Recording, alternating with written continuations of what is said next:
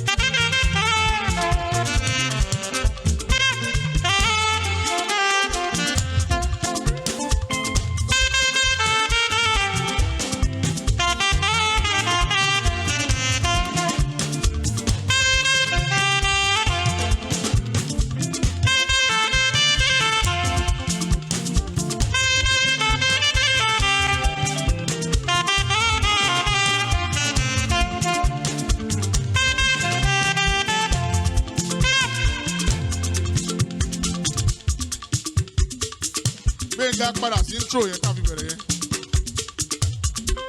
Sorry.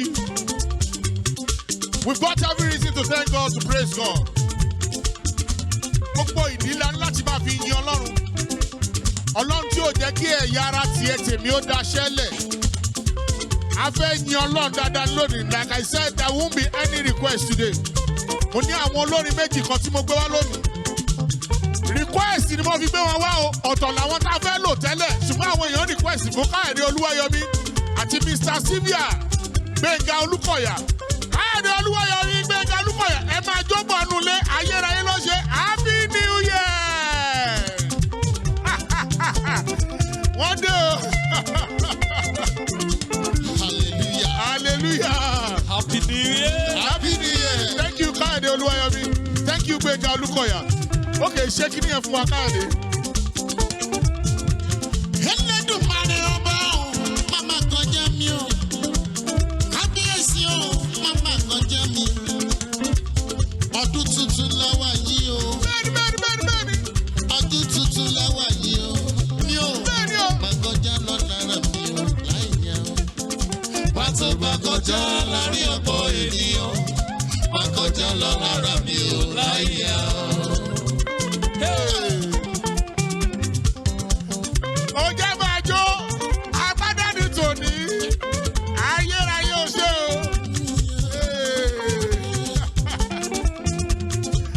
Pàtó bá kọjá lọ láàrin ọ̀pọ̀ ènìyàn. Olúwa jọ o. Lámà kọjá lọ lára mi láì fún mi lówó. Pàtó bá kọjá lọ láàrin ọ̀pọ̀ ènìyàn. Má kọjá lọ lára mi ò láì fún mi lọ́mọ lọ́dún yìí. Pàtó bá kọjá láàrin ọ̀pọ̀ ènìyàn. Olúwa Má ṣàánú kọjá mi lọ o. lára mi ò láyé o. Pàtó bá kọjá láàrin ọ̀pọ̀ ènìyàn. Má kọjá lọ lára mi ò láyé o. Gbénga má pa mí náà.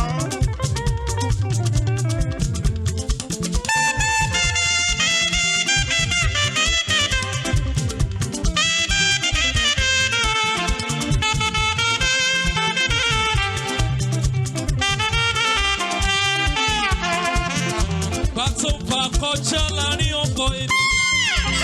Alágbára ìjìnlẹ̀ fẹ́ àtòfarati. Má kọjá lára mi ò láyà. Má kọjá lọ láì fún wa lọ́wọ́. Fún wa lọ́wọ́ àlàáfíà.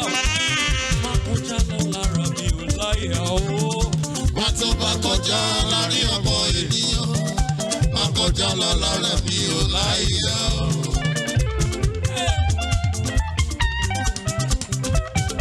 Ṣínà wọ́n gbádùn ẹ̀ lẹ́yìn bẹ́ẹ̀. Bàtò bá kọjá láàrin ọkọ̀ ènìyàn. Olúwa jọ o. Má kọjá lọ lára mi ò láyà. Gbogbo ẹni tó wò wá ní ire owó ire ọmọ àlàáfíà Àmì yóò. o. Ire ìbùkún Olúwa ayé àsílẹ̀ yín o.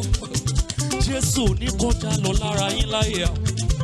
Àtàwọn àti gbogbo wa pátá lọ́dún yìí. Àmì o.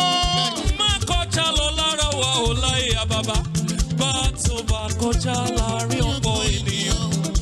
Má kọjá lọ lára wa ò láyé.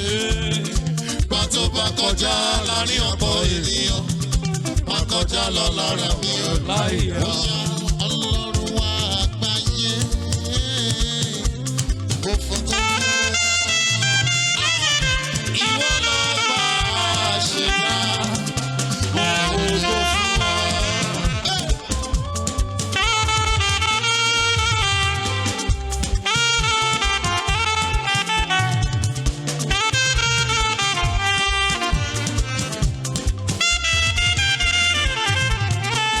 Mi ò mọ̀ tí mo gbé fún ọ bàbá mi o. Tó fi dá mi sí táyà tó mọ́ o. Ìwọ ló bá a ṣẹ̀dá. Ògo fún ọ.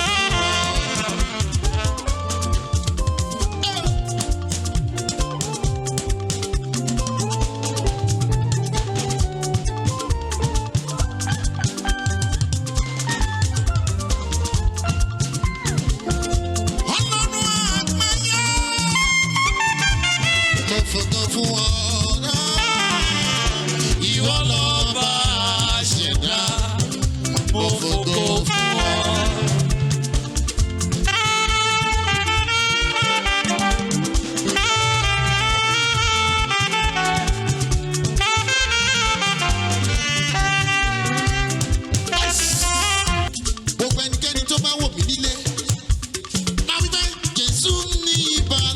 lókun ọkọ̀ ẹ má ṣe jẹ́ Ó ṣe ẹ má bẹ̀rù.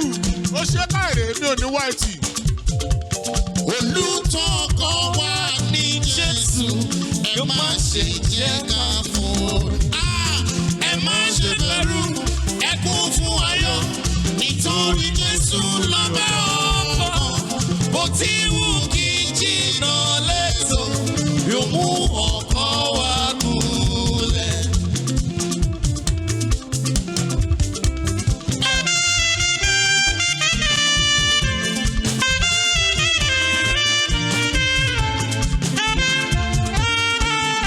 Ẹ má ṣe bẹ̀rù ẹ má ṣe bẹ̀rù ẹ kún fún ayọ̀ nítorí Jésù lọ́bẹ̀ ọkọ̀ bó ti wù kí jìnnà lẹ́tọ̀ yóò mú ọkọ̀ wá. Ó yà ń gbé Ọlọ́run àgbáyé o, you are mighty.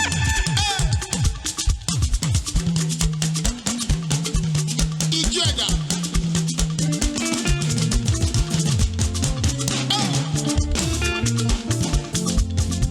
Ọlọ́run àgbáyé o, you are mighty.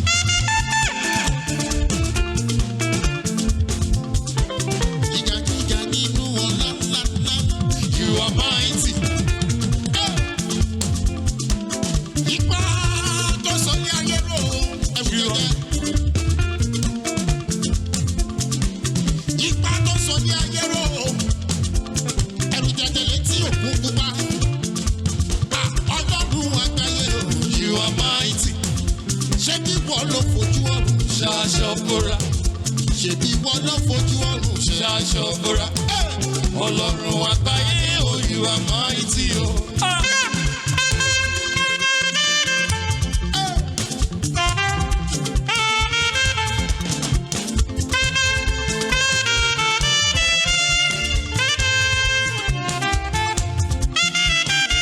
Oore ọ̀fẹ́ ṣá, ìgbẹ́kẹ̀lé mi. Jésù kú fún aráyé, ó kú fún mi pẹ̀lú.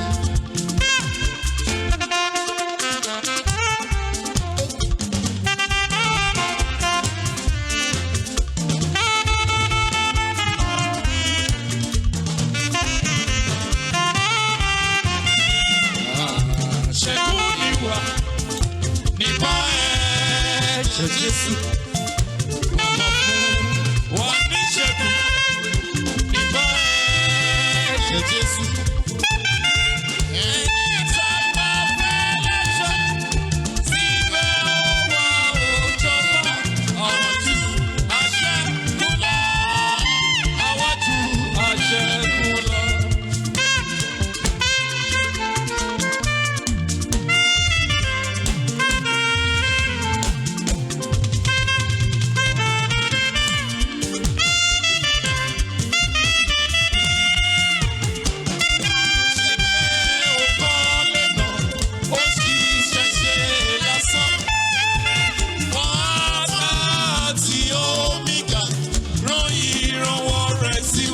Síbí àkótó wọlé ẹ wálé náà.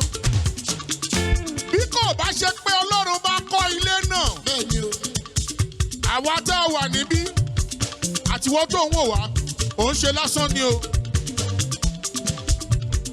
Ẹ̀mí Ọlọ́run alààyè ní kí n sọ fún ẹ̀yin èèyàn pé ẹ gba òun láàyè kó òun rìn nínú ayé yín. If you allow God to walk with you this year, you will prosper. And if God is working with you, oh, ní tọwọ́ bẹ̀ ṣẹ̀. And God said I should want people tó ń ṣàgbèrè lọ́dún yìí, ọdún ẹ̀san lọ́dún yìí. A lot of things will happen this year. A lot of things will happen this year tó máa amaze yín. Ọdún ẹ̀san lọ́dún tá a wà yìí. Gbogbo ẹ̀yin tí Ọlọ́run gbé àkóso ìjọba ìlú ilé lọ́wọ́.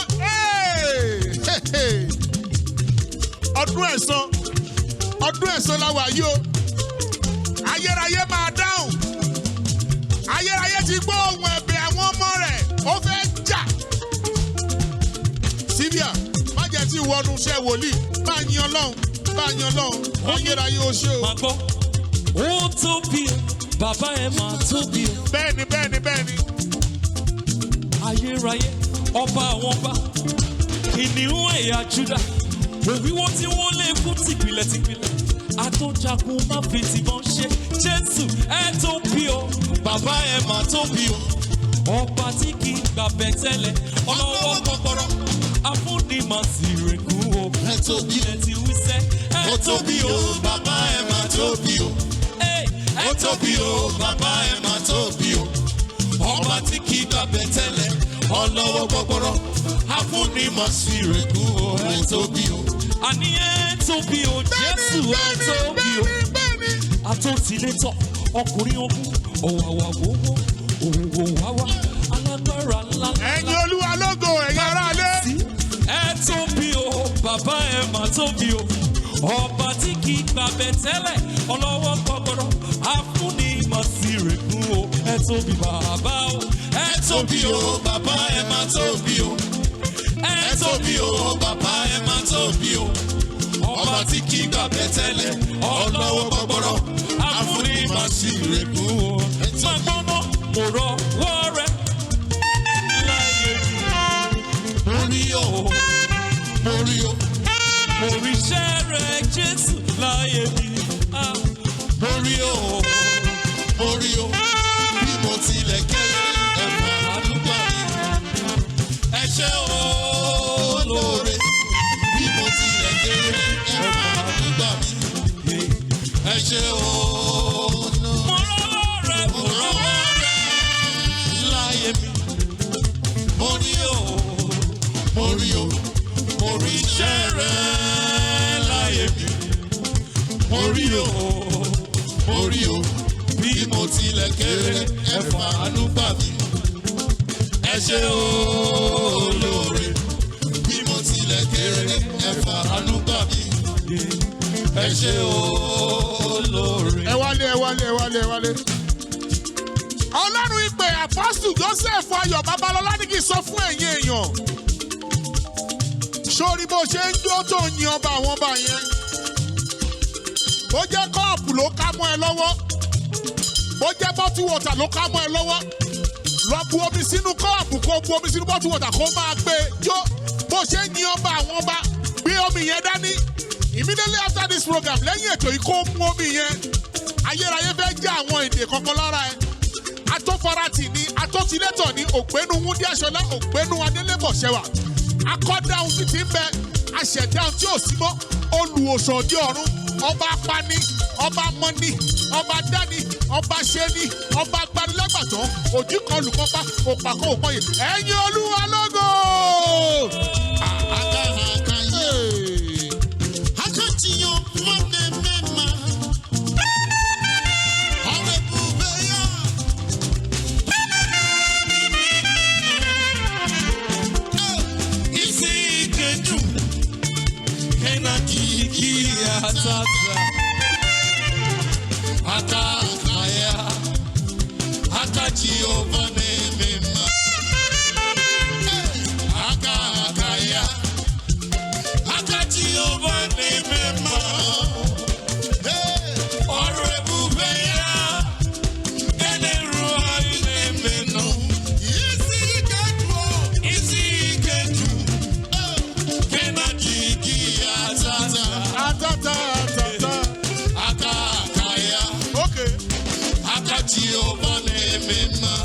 Yorùbá ẹ̀.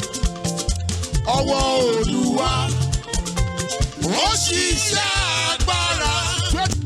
Ìyanu lọ̀rọ̀ rẹ̀ ó yí ayé mi padà. Orísun ìyè. Orísun ìyè. Orísun tí kìí gbẹ. Ọwọ́ Olúwa ó ṣiṣẹ́ agbára. Ẹni tí ò ní jẹ mújójó. Ẹni tí ò ní jẹ mújójó. Ijó ẹ̀dá. Ó yá dance. Ẹni tí ò ní jẹ mújójó. Ẹni tí ò ní jẹ mújójó. Ẹni tí ò ní jẹ dúpẹ́sẹ̀. Ẹni tí ò ní jẹ dúpẹ́sẹ̀. Ẹni tí ò ní jẹ mújójó. Ẹni tí ò ní jẹ mújójó. Ó dìde láàrin ọ̀pọ̀ ènìyàn. Ó dìde láàrin ọ̀pọ̀ ènìyàn. Ẹni tí ò ní jẹ dúpẹ́. tí ò ní já dúpẹ́, ẹni tí ò ní já dúpẹ́. Kó dìde láàrin ọ̀pọ̀ ènìyàn. Kó dìde láàrin ọ̀pọ̀ ènìyàn. Ó yá wípé Olúwa, Olúwa, ayé kì í náà dúpẹ́ lọ́wọ́ rẹ̀. Olúwa, Olúwa, èmi náà dúpẹ́ lọ́wọ́ rẹ̀.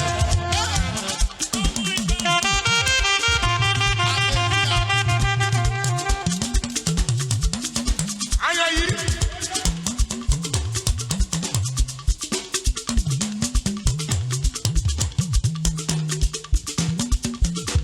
Tó bá mọ orin tí wọ́n sọ yẹn, mo máa ń gbé mo dúpẹ́ mo fi ìfọ́lúwa. Mo dúpẹ́ mo fi ìfọ́lúwa. Wọ́n ò torí mi rajà lọ́wọ́ bàbá mi tó sí. Mo dúpẹ́ mo fi ìfọ́lúwa. Ìwọ ń kọ́. Mo dúpẹ́ mo fi ìfọ́lúwa. Mo dúpẹ́ mo fi ìfọ́lúwa. Wọ́n ò torí mi rajà lọ́wọ́ bàbá mi tó sí. Mo dúpẹ́ mo fi ìfọ́lúwa.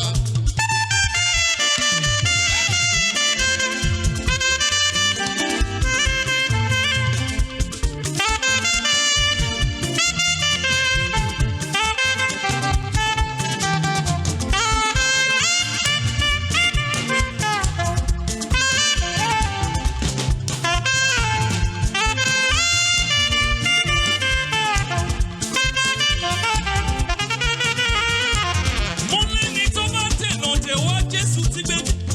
Abalaba tó dènà dẹ̀gún aṣọ rẹ̀ àyà. Ọ̀tá mi lọ Àwọn sọ́ra yóò máa yọ̀ nínú Olúwa. Olúwa ṣeun ó fèrè síṣẹ́ wa. Mo lẹ́ni tó bá dènà dè wá. Abalaba tó bá Wọ́n dẹ́ bọ́rú mi. aṣọ rẹ̀ àyà. Àwa yóò máa yọ̀ nínú Olúwa. Olúwa ṣeun tó fèrè pariwo ọba Tó ń sọ̀rọ̀ fún ní láìwo bẹ̀. Mo wá yíyan o. Bàbá, ìwọ ló ń sọ̀rọ̀ fẹ́ni tí ó mọ̀ yìí. Mo bó ṣùgbà fún ọ. Bàbá. Wàá padà tú orin yẹn kọ. We are warning ahead of time. Àwọn tó bá ti ń yin Ọlọ́run, Ọlọ́run máa ń dúró tì wọ́n gidi bàbá ẹni. Ẹni tó bá dènà dè wá nílé, à ń sọ o, à ń sọ o. Gbogbo ẹ̀yin tẹ́ ń yin Ọlọ́run nílé, you will refer to this. Anybody that is waging war against you because you are God praiser. Nítorí pé òun yin Ọlọ́run lórí Orísun, lórí Smiles Radio, lórí YouTube, lórí TikTok, lórí Instagram, lórí Facebook.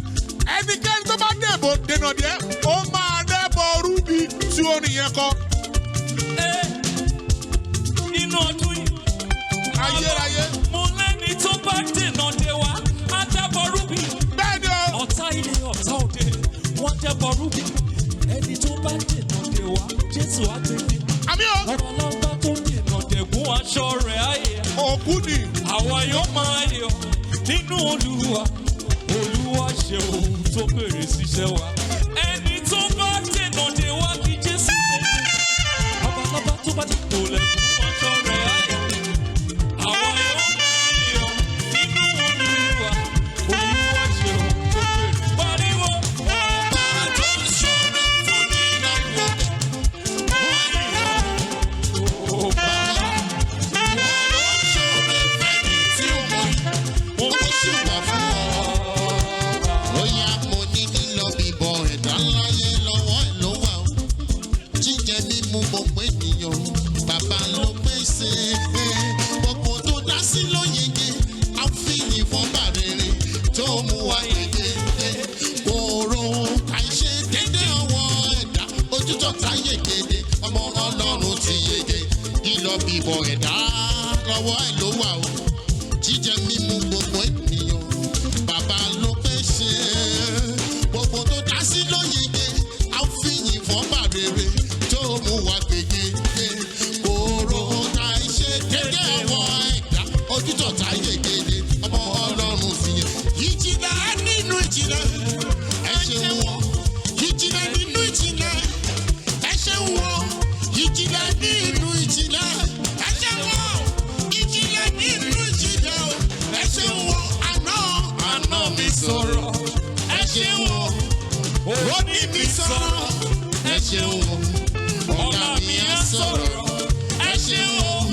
Ìjìnlẹ̀ nínú ìjìnlẹ̀, ẹ ṣeun o. Ẹ káàbọ̀ lórí rédíò.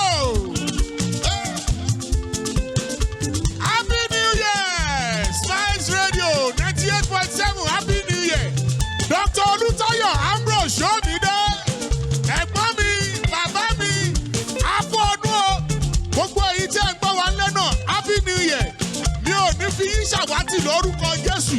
Lónìí, ẹ wá lẹ́nà. Lónìí kò ní sí request. Let us be your request. Jẹ́ ká jọ yin Ọlọ́run ṣùgbọ́n àwa la máa lead yín síwájú Ọlọ́run alààyè atófaratì atótilétọ̀. So for those of you listening to us on Orisun on Smiles Radio, join us on YouTube now. Àwa lórí YouTube bye. Segun Oluwayomi TV. Go and subscribe. You will see us live now. Facebook Segun Oluwayomi. Instagram at Segun_Oluwayomi. TikTok at Segun Oluwayomi. Àwa ń bẹ̀ bye. Lónìí, a fẹ́ yin Ọlọ́run ni. A kọ́ máa fi orin àdúrà bẹ̀rẹ̀ káyọ̀dé. Gbà tó ń bá kọjá lọ, má kọjá lára mi Ọlọ́run alààyè, bá kọrin yẹn sí. Pàtó bá kọjá la ní ọmọ ènìyàn. Bá kọjá lọ lára mi ò láyà. Pàtó bá kọjá lọ láti ọmọ kọjá lọ lára mi láì fún mi lówó. Pàtó bá kọjá lọ la ní ọmọ ènìyàn. Bá kọjá lọ lára mi ò láì fún mi lọ́mọ. Bá kọjá lọ lára mi ò láì fún mi lálàáfíà o. Bá kọjá lọ lára mi ò láyà o. Pàtó bá kọjá la ní ọmọ ènìyàn. Má kọjá lọ lára mi ò láyà o.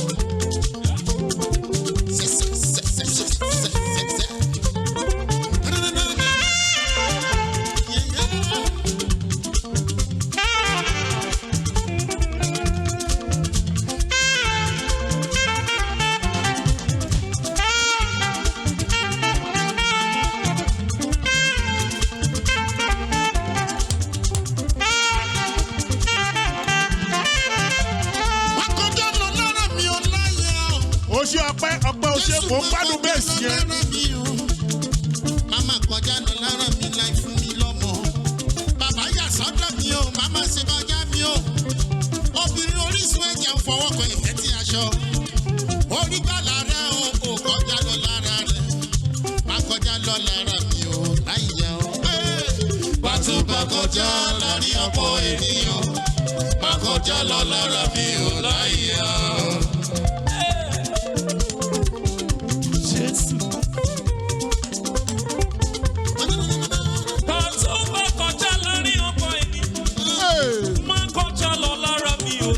Olúwàjọ́ o. Alágbára, ó kọjá ní Síónì, ó kọjá lọ, ó dá ayọ̀ wọn padà. Ìgbà tó bá kọjá láàrin ọ̀pọ̀ ènìyàn lọ́dún yìí, má kọjá lọ lára wọn ò láyà o. Ìgbà tó bá kọjá láàrin ọ̀pọ̀ ènìyàn, má kọjá lọ lára mi ò láyà o.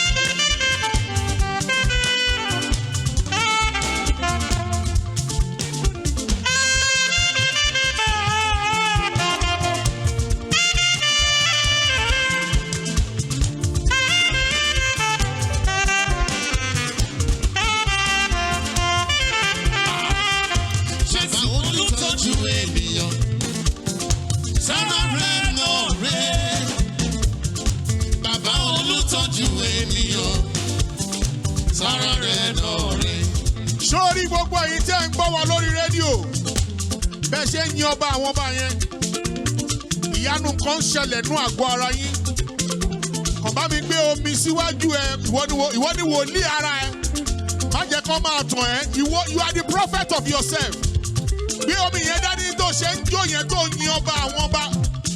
Immediately lórí ètò yìí lọ mú omi yẹn fúnra rẹ̀. Gbogbo àìsàn ọjọ́ tó ti pẹ́ ń jáde ní àgọ́ ara nǹkan tí Ọlọ́run sọ fún mi nìyẹn kí n sọ fún àwọn èèyàn. Ó jẹ́ bottle water lóní. Ó jẹ́ omi inú kọ́ọ̀pù. Gbé dání kó máa jó. Ayérayé fẹ́ ṣe ohun tó nìkan lè ṣe. Ẹ tú orin yẹn kọ olùtọ́jú ènìyàn. Sára rẹ̀ rèé. Ayérayé nínú ọ̀run ẹ ṣé. Bàbá olùtọ́jú ènìyàn. Sára rẹ̀ rèé. Jésù olùtọ́jú ènìyàn. Sára rẹ̀ lọ́rẹ̀. Bàbá olùtọ́jú ènìyàn. Sára rẹ̀ lọ́rẹ̀. Jésù olùtọ́jú ènìyàn. Sára rẹ̀ lọ́rẹ̀. Ògbómúlẹ̀ lè ṣe. Ògbómúlẹ̀ lè ṣe. Ògbómúlẹ̀ lè ṣe. Ayérayé. Ògbómúlẹ̀ lè ṣe. Ògbómúlẹ̀ lè ṣe. Ògbómúlẹ̀ lè ṣe. Ọlọ́run ayérayé.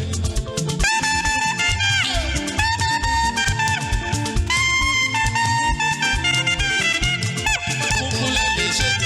Ògbómúlẹ̀ lè ṣe. Ògbómúlẹ̀ lè ṣe. Ọlọ́run ayérayé. Ó ní ṣe bí wọn ló fọ̀rọ̀ Kálé ayé.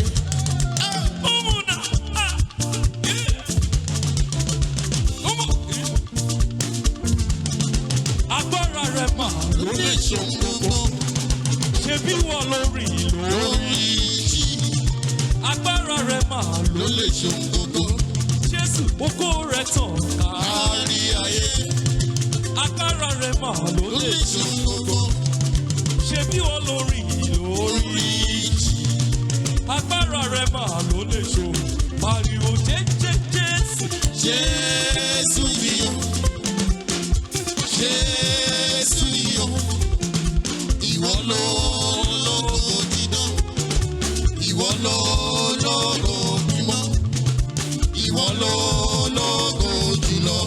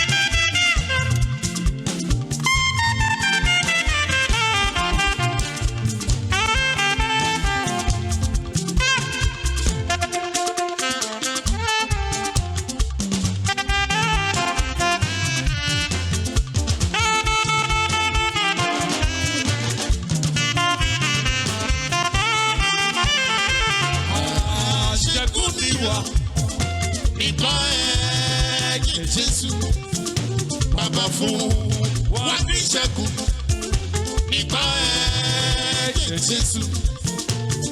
Ẹni tá a pa fẹ́lẹ́ṣẹ̀. Ẹni tá a pa fẹ́lẹ́ṣẹ̀. Ẹ ó wá òjọba àwájú aṣẹ́gun lọ. Àwájú aṣẹ́gun lọ. Ẹ wálé. Ẹ̀mí mímọ́ sọ fún mi pé àwọn kan kì í dá òtún Ọlọ́run. Àní kò gbé omi síwájú ẹ. Mo sọ pé ìwọ ni wòlíì ara rẹ. You are the prophet of yourself. Ohun tí o bá ti fi ẹnu ara ẹ sọ lọ́lọ́run máa gbọ́. Mi ò ní kò sí wòlíì o, wòlíì wá o. Wòlíì Ọlọ́run ara yẹn wà dáadáa ṣùgbọ́n àwọn arúmọjẹ́ pọ̀. Gbé omi kó o gbé síwájú ẹ kó o gbé. Make sure pé wọ́n ló gbé dání. Bẹ́ẹ̀ jẹ́ bottle water, bẹ́ẹ̀ jẹ́ omi inú cup. Ọlọ́run fẹ́ tú àwọn èèyàn sílẹ̀. A fẹ́ rí ọ Ọlọ́run bàbá lọ́lá. Nawọ́ agbára rẹ kò wá ṣiṣẹ́ ìyanu. A fẹ́ rí ọ Ọlọ́run àwọn apọ́sítélì o. Ẹ̀yin àgbààgbà ọ̀run ẹ dìde. Ẹ̀mí mímọ́ ẹ ṣé o. Ẹ̀mí àwọn wòlíì.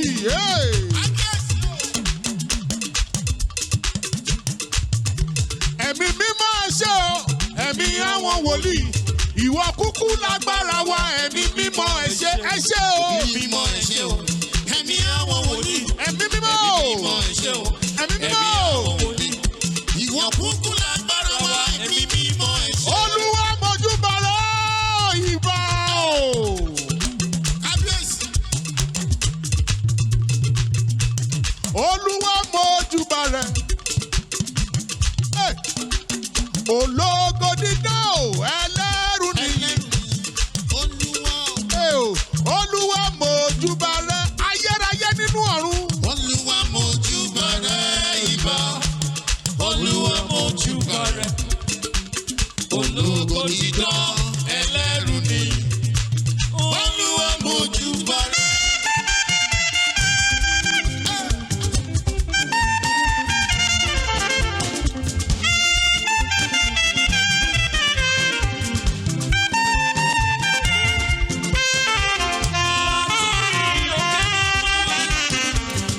Bàbá yòókù lẹ́rìí tẹ́. Ẹ wọlé lọ. Sórí tí mo ṣe ń kọ Olúwa mojúbà rẹ lọ, ẹ̀mí mímọ́ Ọlọ́run alààyè ní kí n kọ orin yẹn pé òun máa mú ìlérí ọjọ́ pípẹ́ ṣẹ nínú ọdún yìí. Ìwọ tó rò wípé Ọlọ́run ti gbàgbé ẹ. Ìwọ tó rò wípé Ọlọ́run ò tiẹ̀ rántí ẹ mọ́. Kò sí ẹni tí Ọlọ́run gbàgbé. Tí àkókò bá ti tó kò tí ì tó. Tí àkókò bá dé, ogun ìdílé ò lè dá Ọlọ́run alààyè dúró. Ogun ẹ̀jẹ̀ ò lè dá Ọlọ́run alààyè dúró. Ogun inú ìjọ gan kò lè dá Ọlọ́run alààyè dúró. Nínú ọdún yìí gbogbo ẹ̀yin tẹ́ ń gbọ́ mi lórí Smiles Radio, lórí Orísun, lórí Facebook, lórí TikTok, lórí Instagram, lórí YouTube, ayérayé ló máa dáhùn lọ́dún. Ṣùgbọ́n má tọwọ́ bẹ̀ ṣe o. Káyọ̀dé gbé wa débẹ̀, a ní pẹ́ máa lọlé. Ó ní sí ọ ẹni tí a pọ́n lójú. Sí ọ ẹni tí a kọ sílẹ̀. Sí ọ ọ̀rẹ́ tí kò gbà mìíràn. Àti wọ́n tí a kò dùn. Àlọ́ ní òkè ní mọ́ wá. Bàbá ní múlẹ̀ ní sẹ́. Látọ̀rí òkè ní mọ́ wá. Bàbá ní múlẹ̀ ní sẹ́. Ọ̀pọ̀ máa wí pé sọ pé ẹsẹ̀ fúnbẹ́. See how far you brought me. Ẹsẹ̀ fúnbẹ́. I'm so glad you found me worthy. I can see, oh, I can see, I can tell, and I know it's your grace. All my days, I will sing your praise.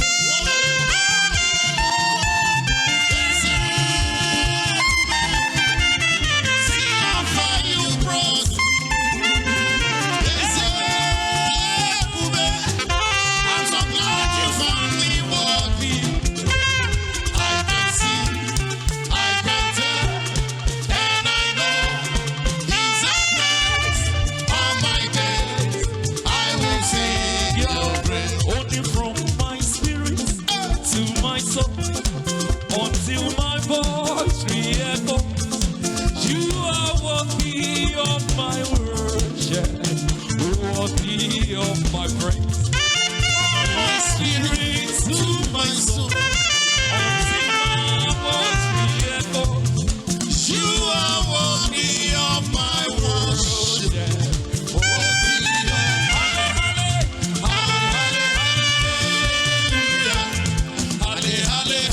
Hallelujah. You are worthy of my worship. Listen, Osuwani, Oh, Mima, you always on time. you can do no wrong. Mima, You leave the 99, always for the one. Hey, you always on time. You leave the 99, leave the 99, always for the one.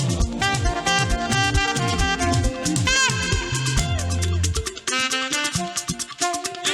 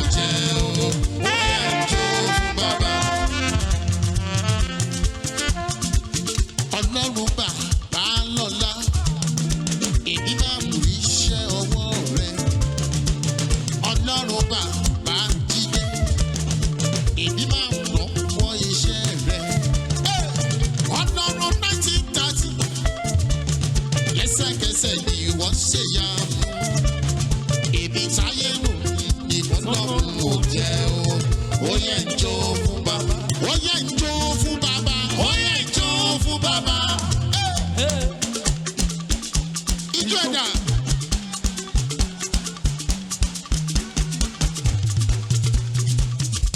Káyọ̀dé ó ní ijó ni máa jẹ̀ fún mi o. Ẹ̀sà jẹ́ ijó. Ijó dà. Ijó.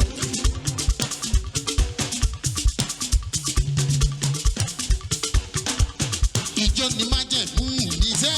Ẹ̀sà jẹ́ ijó. Àyànká tó máa lọ lu kíní yẹn bó bá ṣe pé mi nìwọ ni. Fàpájó bó bá ṣe pé mi nìwọ ni ìwọ ni. Bá fẹsẹ̀ jó. Bó bá ṣe pé mi nìwọ ni ìwọ ni. Ayọ̀dà. Bàbá kú iṣẹ́ bàbá kú iṣẹ́ yọ. Ẹ̀wọ̀n bá kí bàbá kú iṣẹ́ Bàbá kú iṣẹ́ yá. Bàbá kú iṣẹ́ yá. ìgbà tó ṣòlí ayé rò ṣe. Bàbá kú iṣẹ́ yá. Ẹ bá mi kí bàbá kú iṣẹ́. Bàbá kú iṣẹ́ yá. Ẹ kí bàbá kú iṣẹ́. Bàbá kú iṣẹ́ yá.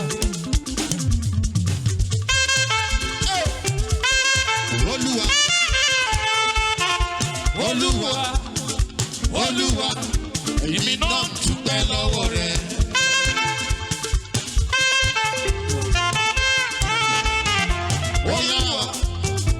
Olúwa, èmi náà dúpẹ́ lọ́wọ́ rẹ̀.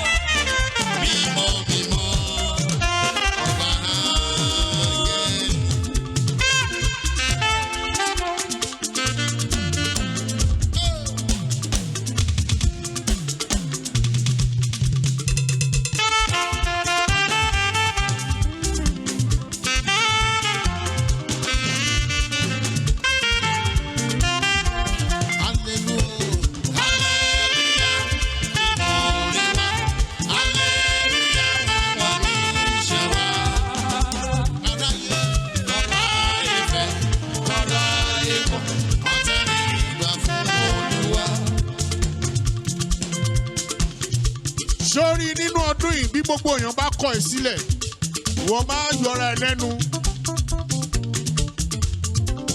Tí ọmọ aráyé bá kọ̀ ẹ́ kalẹ̀, tí ọ̀run ò bá ti kọ̀ ẹ́ kalẹ̀, you are made. Ìwọ ṣáà máa kọrin hallelujah. Ìjà dópin, ogun sì tán. Olùgbàlà jagun mólú. Orin ayọ̀ la ó máa kọ. Hallelujah. Orin ẹnìyẹn o. Ayọ̀. Àwọn èèyàn kan ti lé kankan títí tí wọ́n bá rí. Ọlọ́run ní ìjà ti dópin nínú ọdún yìí.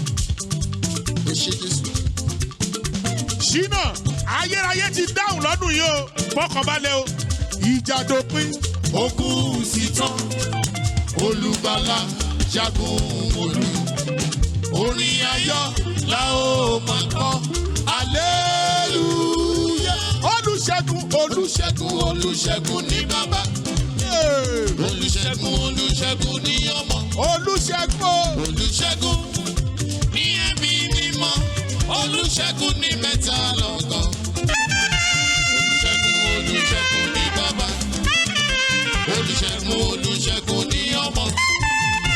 Olùṣẹ́gun ní ẹ̀mí mẹ́ta lọ́kàn. Ṣẹ́gun Olúṣẹ́gun ní bàbá. Olùbùkún ní ọmọ. Olùbùkún ní ẹ̀mí mímọ́. Olùbùkún ní mẹ́ta lọ́kàn.